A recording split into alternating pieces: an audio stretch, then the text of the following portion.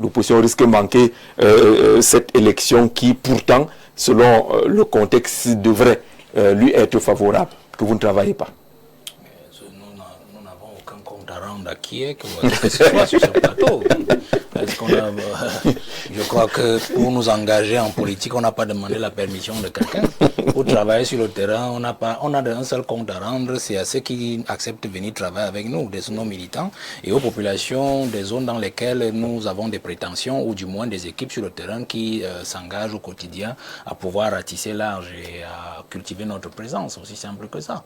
Donc je crois que ceux qui se laissent voir, c'est parce qu'ils ont peut-être aussi les moyens de se laisser voir. Ceux qui se laissent voir, c'est parce qu'ils gagnent quelque chose à se laisser voir, parce que ce que le peuple veut voir, ils n'en font pas partie. Bon, de toutes les façons, c'est pour cela que l'ostentation du parti au pouvoir se fait de plus en plus visible depuis un bon bout de temps, parce qu'ils savent pertinemment que le terrain n'est plus à eux, du moins sur l'imagerie populaire.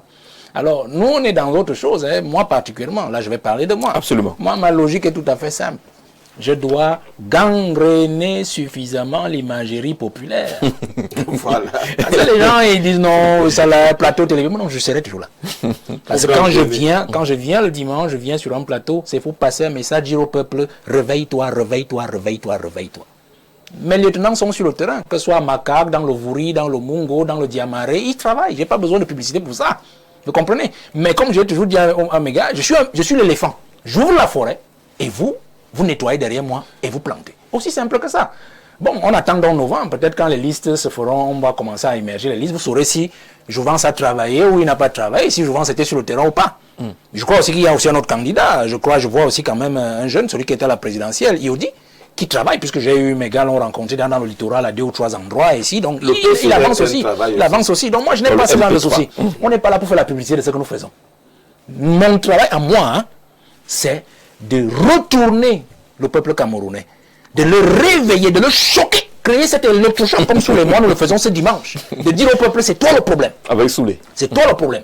Nous avons déjà fait un bon résultat à la présidentielle du 12 octobre où Chiroma a profité de tout notre travail de 7 ans qu'on avait abattu, le travail de veille. Donc ce 36% là doit devenir plus de 50%. On les activités municipales de février prochain.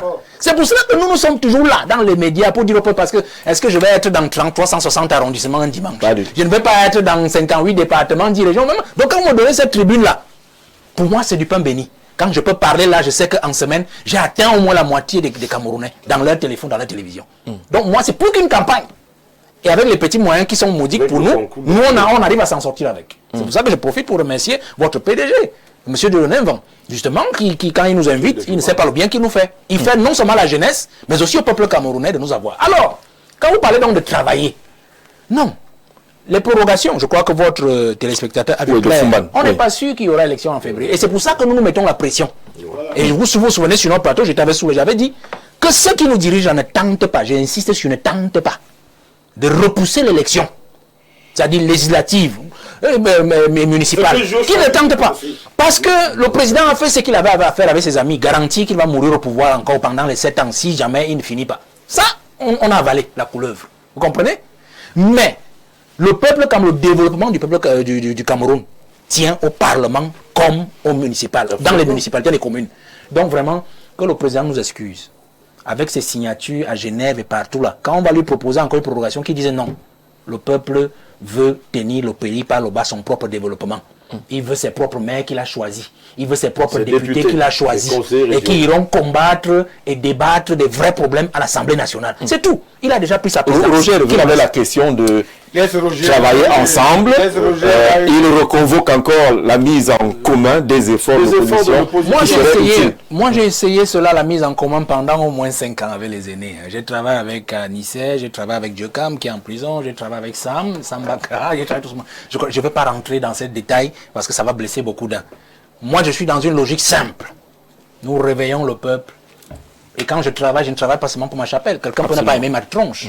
Mais il peut aimer celle du jeune Iodi, il peut aimer celle d'un autre jeune. Je dis, prenez vos cartes de parti, prenez vos investitures dans les partis politiques et allez à la conquête. Nous avons un problème. Je préfère donc parler de l'opposition. Le camp d'en face ne m'intéresse pas. L'opposition a 2 ou 3 problèmes. Premier problème, c'est celui de nos parents.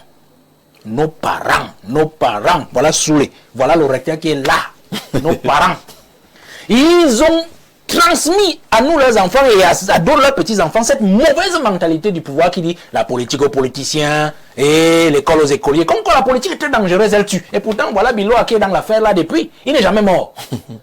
Mais ils ont transmis ça aux enfants. Ça fait que les enfants ont peur d'entrer en politique. Là, qui est qui supporte le un enfant qui fait la politique. Un enfant qui est dans une administration,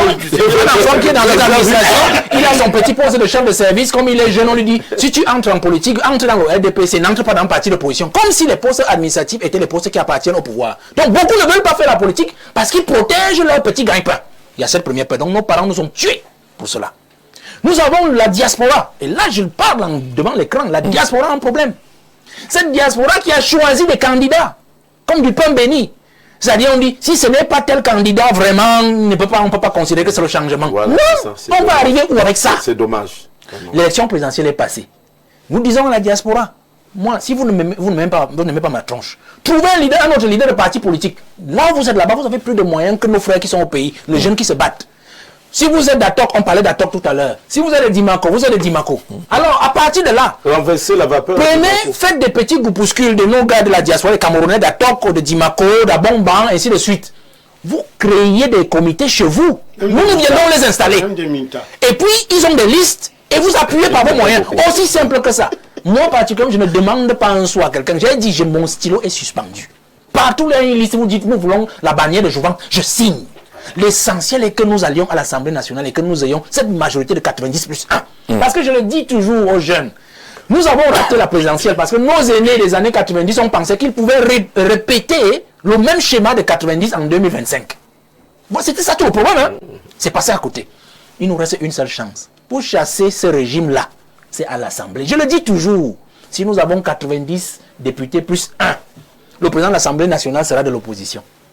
Nous pouvons mobiliser l'article 47 de la Constitution. Le tiers des députés ou le président de l'Assemblée nationale peut saisir le Conseil constitutionnel en vertu de l'article 38 de la loi portant organisation et fonctionnement du Conseil constitutionnel pour constater la vacance. Voilà le président qui est depuis 49 jours. Si nous, l'opposition, étions à l'Assemblée nationale, il y a longtemps qu'on aurait saisi le président du Conseil constitutionnel, quel que soit son âge et son amitié avec le président, que nous aurions déjà créé cet effet, que le peuple nous suivrait. Pour dire au président, reste là où tu es, nous voulons un nouveau président. C'est compris. Voilà ce que je suis en train de dire à l'opposition. Il est important, je sors par là, il est important que la diaspora comprenne que laisser ces affaires du président qui est là-bas, l'autre président, que si ce n'est pas lui, non, ce n'est plus, on n'est plus là-bas. On est sûr, dans chaque arrondissement, quel est le maire que nous choisissons, l'équipe des maires que nous choisissons. À l'Assemblée nationale, dans chaque département, diaspora, quels sont les jeunes qui vont accompagner, porter notre département à l'Assemblée nationale. Et pour qu'on aille changer les choses. D'accord. Et mettez-vous au travail, vous qui êtes à la diaspora, pour appuyer nous qui sommes ici au pays, pour qu'on puisse avancer. Puisque l'élection était prévue en principe février dernier. Alors, le 36% était allé en Gambie. Et les gens ils disaient qu'ils étaient certains que non, à ce rythme-là, son parti risque de même pas. Et d'ailleurs, lui, il avait dit formellement que son parti ne va pas aux élections locales. D'autres m'ont approché. Moi, je les ai reçus. On était d'accord, qui est Adamawa, et ainsi de suite. Et puis 36% dit non, voilà, on verra. Ils biaisent encore, et puis tout le monde se rallie encore. Donc, ils sont dans une hésitation. Et vous voyez qu'il a une empreinte particulière dans le septentrion. Et c'est là-bas que les gars m'approchent. Donc tant que 36% ne dit pas clairement que je n'irai à aucune élection tant qu'on ne me réinstalle pas la présidence, eux ils hésitent. Ils se disent que est-ce qu'on va aller avec Jouvence de Valais, Bertrand Bessal alors qu'on n'est pas sûr que 36% va se décider. Voilà dans la situation dans laquelle nous nous trouvons. Et à la fin nous risquons de nous retrouver en novembre. En train de dire, bon voilà, dernier moment, peut-être si moi j'ai déjà bouclé le lycée dans leur zone, nous voulons intégrer, nous voulons un désordre qui va encore nous amener à d'autres choses. Vous voyez, voilà une peu la logique. Donc les rétractations claniques. On peut aussi citer pour un autre parti, où je disais tout à l'heure qu'ils pensent que si ce n'est pas tel qui est là, nous vraiment, nous ne pensons pas comme notre leader, mais il ne s'agit plus de présidentielle. Donc ils sont encore, c'est-à-dire les réminiscences de la présidentielle. De penser que non, la présidentielle, nous on va installer. Bon, l'autre même transit vous a dit qu'on va aller le chercher, on va aller le chercher pour y l'installer. Vous voyez, ça veut dire que nous sommes dans une situation où on a deux présidents à l'extérieur. Un président élu et un président... Oui, on a ce genre de soucis. Mais plus sérieusement, et sur le terrain, vous allez vous rendre compte que nous, à Jouvence, nous avons un souci. Moi, j'ai dit, c'est pas un souci, un principe. Moi, j'ai dit aux gars, on travaille avec les moyens qu'on a. Les gars tout le monde qui va accepter de nous soutenir, comme certains de la diaspora, qui viennent vers nous et qui disent, je vais appuyer telle liste à tel endroit. Et c'est ce qu'on leur demande. Appuyer une liste là-bas. si vous êtes du village de Soulé, non, Soulé, lui là son bon village. Vous allez là-bas, c'est à qui non? La liste de Non, c'est dans un arrondissement. Alors, non, donc vous appuyez, vous entendez toute la diaspora de Tchécos, vous entendez et vous dites tous les enfants de Bokito, les jeunes de Bokito qui ont une liste, nous de la diaspora de Bokito, nous allons vous appuyer. Aussi c'est comme ça que moi je fonctionne sur le terrain. Que ce soit dans le Nyon et que ce soit dans le Vouri, que ce soit partout, c'est cela. Nous avons notre souci, c'est les aînés dans l'opposition. Moi je ne parle que de nous parce que le camp d'en face vraiment c'est pas important. C'est les aînés. Vous avez vu depuis que la présidentielle est terminée, tout le monde est rentré dans sa coquille. Plus personne. Vous n'entendez personne, que ce soit Bello, que ce soit Sam bon, voilà, l'autre il est embastillé. Les autres là, c'est terminé, hein, c'est terminé. Mais vous allez voir qu'à un moment, ils vont ressurgir. Et puis subitement, ils vont commencer à vous dire non, c'est à gauche, ce n'est pas à droite. Alors que pendant que nous on est là, vous vous moquez de nous, on est sur les plateaux, on monte, on descend, et bien voilà, ils sont tranquilles, cachés. Voilà dans le principe de l'opposition. Les aînés qui pensent qu'ils peuvent toujours continuer à régenter la scène de l'opposition, nous reprochons au pouvoir en place de ne pas renouveler ses effectifs. En termes de gouvernants, nous aussi on a ce problème. C'est-à-dire nos aînés dans l'opposition ne comprennent pas que non. Mais quand même, il y a des jeunes qui quand même ont bien émergé. On peut reculer et leur laisser la scène.